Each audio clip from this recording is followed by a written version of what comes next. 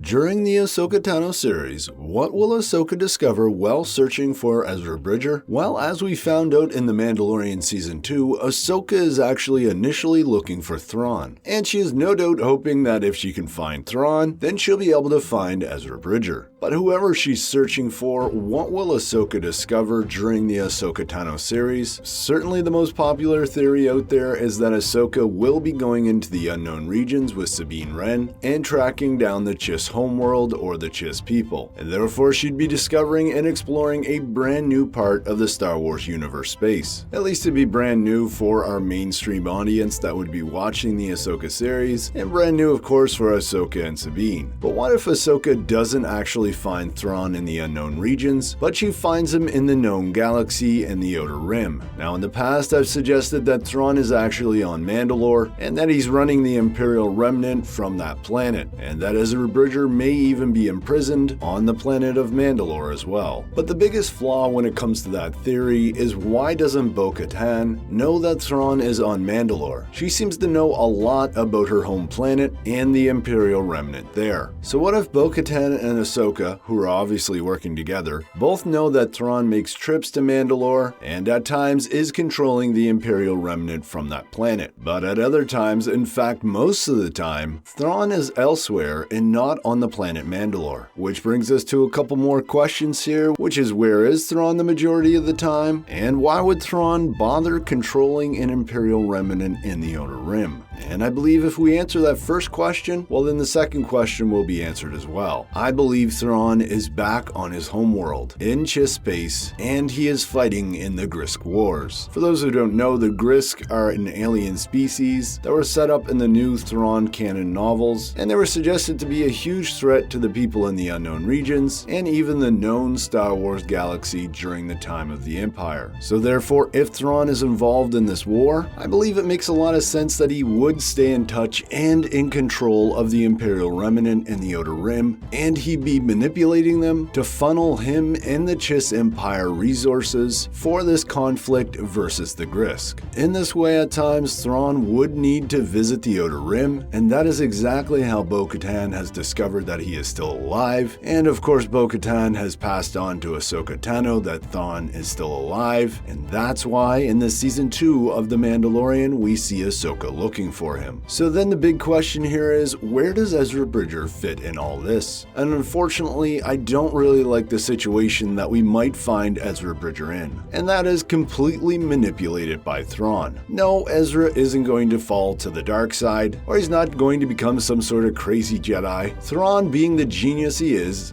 just going to manipulate Ezra Bridger because he knows he's a young man with a heart of gold. So therefore, when Ahsoka Tano does track down Ezra Bridger, I believe she will discover that Ezra has been indeed working with Grand Admiral Thrawn, and Ezra will have chosen to work with Thrawn because of the Grisk War, and knowing that if the Chiss Empire and the people of the unknown regions fall, then this horrible Grisk alien race, well then they're going to attack the known galaxy, including Ezra Bridger's homeworld, Lothal. Of course, Ezra Bridger will have no idea that Thrawn is controlling the Imperial Remnant back in the Outer Rim, and once Ahsoka Tano and Sabine Wren track down Ezra, they reveal this to him, that Thrawn has been manipulating him this entire time, and it's at this point I think we could see an Ezra and Thrawn series begin. But hey Star Wars fans, what do you think about this crazy theory? Let me know in the comments below. As always, I'm Mike, thanks for watching, and may the Force be with you.